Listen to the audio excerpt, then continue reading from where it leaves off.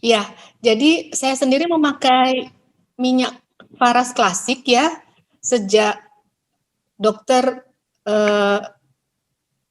mengatakan bahwa liver saya sudah jenuh dengan segala macam obat dan ada masalah di kandungan. Sehingga nilai CA itu nilai kanker saya itu meningkat terus. Akhirnya sejak saat itu, sejak dokter bilang hentikan semua obat-obatan ataupun suplemen, saya fokus di Faras, memakai Faras. Perjuangan 10 tahun dengan Faras 8 bulan Pak Putu, saya sembuh dari kanker saya. Dan sejak ada pandemi dari sejak Maret 2020, saya fokus untuk membantu yang mengalami atau terpapar COVID, baik yang sakit, gejala ringan maupun yang sehat, untuk teman-teman yang sehat. Jadi ternyata dengan aromaterapi, lalu hirup, lalu dibawa kemana-mana saat mobilitas tinggi, itu sangat membantu untuk mencegah agar kita tidak sampai jatuh sakit karena paparan COVID. Saya kerja di militer, sehingga saat ada bencana ataupun pandemi seperti ini, justru kita harus banyak beraktivitas karena tugasnya kita langsung untuk menolong masyarakat. Karena itu resikonya besar sekali untuk terpapar. Seringkali kita merasa tidak aman karena hazmat atau APD yang kita pakai juga terbatas ya. Tetapi kemudian saya belajar dari saya sakit dengan minyak Faras saja 8 bulan, sakit saya yang menahun bisa sembuh. Nah ini kenapa sih enggak? Sebelum kita sakit, kita pakai terus ini minyak Faras. Dan ternyata benar Pak Putu, aromaterapi yang saya pakai ini saat pandemi itu peppermint VR79 awalnya. Belum ada peppermint waktu itu. VR79 dan Faras Care. Faras Care karena dia roll on, ada yang ori dengan yang hot itu pilihan yang paling bisa kita bawa kemana-mana. Kemudian setelah ada peppermint, kita andalkan sekali peppermint. Kalau eukaliptus kan baru 2 bulan yang lalu ya Pak Putu. Jadi cara pakainya, kalau peppermint selalu kita teteskan saja di masker atau diteteskan di telapak tangan, kemudian dihirup gitu saja tanpa membuka masker. Itu sudah sangat membantu karena aromanya tajam. Tajam maksud saya begini, karena kepekatannya aromaterapi ini sehingga dia sedikit saja bisa menembus walaupun maskernya kita tebal. Kita pakai masker berlapis 2 atau bahkan kita pakai masker yang tipe P100 itu bau-bauan seperti asap atau bahan-bahan kimia tidak bisa tembus, tetapi peppermint bisa. Atau maksud saya aromaterapi bisa. Dan itu membuat nafas tidak sesak pada saat kita memakai masker. Untuk teman-teman yang mengalami COVID dan jatuh sakit, mereka kehilangan penciuman, tetapi saat ada VR79 waktu itu pertama kali, satu-satunya yang mereka andalkan, karena dengan menghirup VR79 atau mengoleskan di hidung mereka, mereka akhirnya bisa bernafas. Jadi mereka mengalami sesak nafas dan batuk yang nggak berhenti. Jadi dadanya sakit sekali, batuknya nggak berhenti, nafas nggak bisa. Setelah pakai VR79, itu mereka bisa dapat nafas. Akhirnya banyak yang belajar, sebelum saya terpapar, saya harus ambil ini minyak. Dan akhirnya sampai sekarang Pak Putu sekitar hampir 50%, 70% itu terpapar tetapi tidak sampai jatuh sakit. Waktu awal-awal COVID, banyak yang sakit dan harus sampai isolasi 3 bulan, 2 bulan sampai 3 bulan baru bisa pulih. Tetapi puji Tuhan tidak sampai fatal ya. Mereka semua selamat lulus dari COVID dengan sehat kembali. Sampai sekarang nggak bisa lepas dari yang namanya aromaterapi, terutama peppermint karena dia bisa membuka jalur nafas. Untuk anak-anak, karena mereka memiliki bayi juga, banyak yang memakai Avara. Jadi Avara itu cepat sekali untuk baby yang terpapar.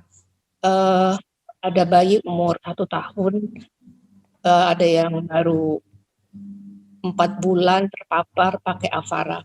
Puji Tuhan bisa tertolong.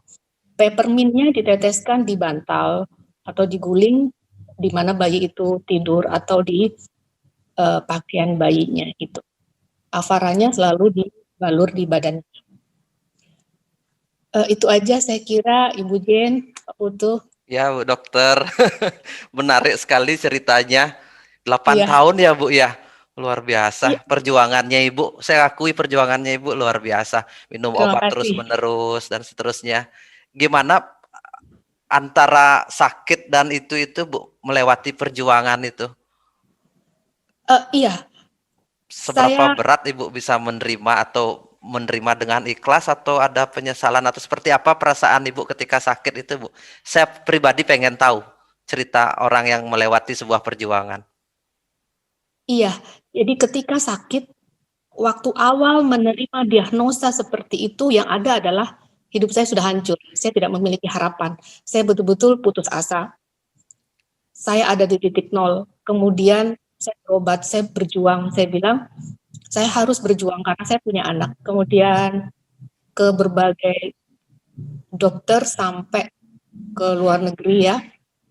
Sampai akhirnya dokter bilang, sudah, kamu berhenti ini semua karena organ dalammu yang rusak, yang kalah dengan obat-obat yang kamu pakai. Jadi dokter itu bertanya, apa saja yang kamu minum? Saya bilang, dok, saya berusaha untuk memelihara yang Tuhan kasih. Saya bersalah karena selama hidup saya itu tidak menyeimbangkan antara kerja, istirahat, dan doa. Doa itu betul-betul kekuatan untuk jiwa saya, pikiran saya. Sementara kerja itu membuat fisik saya sakit, kelelahan yang sangat. Dan makanan yang saya makan pun tidak seimbang. Memang betul apa yang Pak Putu jelaskan tadi. Saat dokter bilang, tidak bisa ada obat lagi yang kamu minum, di situ saya bilang, Tuhan, kalau memang saya harus masih bisa sembuh, saya percaya. Tuhan itu kasih jalan, kasih lihat. Pasti Tuhan pertemukan saya dengan apa yang membuat saya sembuh. Saya fokus, hubungan saya dengan Tuhan lebih baik, dan saya ketemu Faras, itu lewat Google ya, internet. Terus saya menemukan nama Ibu Jen, saya beli, saya pakai sendiri. Di saat itulah, Pak Putu, saya mengalami seperti kesempatan kedua untuk hidup. Karena saya melihat saya mati. Saya bisa melihat orang-orang yang menangis di sekitar saya. Kemudian saya bisa sadar kembali, saya hidup. Ini kesempatan kedua buat saya, makanya saya tidak mau ada orang-orang yang tetap punya pikiran obat adalah kesembuhan buat saya. Tidak. Obat sintetis itu memiliki batas, memiliki kemampuan yang hanya untuk awal-awal saja, tetapi kalau sudah sakit yang menahun dan kompleks, itu saya tidak terlalu sarankan untuk bergantung kepada obat-obat, tetapi lakukanlah sesuatu yang lebih manusiawi terhadap organ tubuhnya kita. Dan ini Faras luar biasa, Pak Putu, Ya, nggak rugi banget, sangat-sangat tidak. Ibu luar biasa punya iman bahwa Ibu ya, luar biasa punya iman bahwa suatu saat harus bisa sembuh, walaupun dokter bilang udah harus berhenti minum obat dan sebagainya. Karena iman Ibu lah yang membuat Ibu sehat, bukan karena Faras. Faras itu hanya sebagai alat aja, karena kebaikan Tuhan buat Ibu. Amin, terima kasih Pak Putu. Luar biasa ceritanya. Saya terharu loh dengar cerita yang begini-begini, Bu. Saya bertahun-tahun selalu melihat orang sakit, mendengarkan cerita, dari situlah saya kuat menghadapi hidup. Maksudnya, karena kita bergelut melihat orang banyak sakit, saya dari situ tahu makna hidup yang sesungguhnya. Bukan dari orang yang bergelimang harta, tapi kita banyak mengenal kehidupan dari orang yang pernah mengalami kesulitan hidup yang begitu luar biasa. Karena itu pelajaran. Jadinya apa yang kita bisa lakukan dari sana, terus bagaimana keajaiban, kebaikan Tuhan, terus bagaimana orang bisa melewati tantangan dan seterusnya. Itu luar biasa, cerita-cerita seperti itu.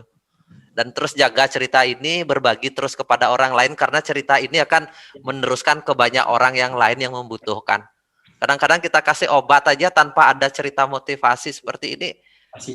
Mereka kalau hopeless itu kehilangan, kalau sudah kehilangan harapan itu yang paling sulit, Bu Dokter. Iya, betul Pak Putu, iya. Harapan itu yang nomor satu. Ketika kita masih ada harapan, kita pasti selalu ada jalan keluar. Terima kasih banyak cerita yang menarik malam hari ini.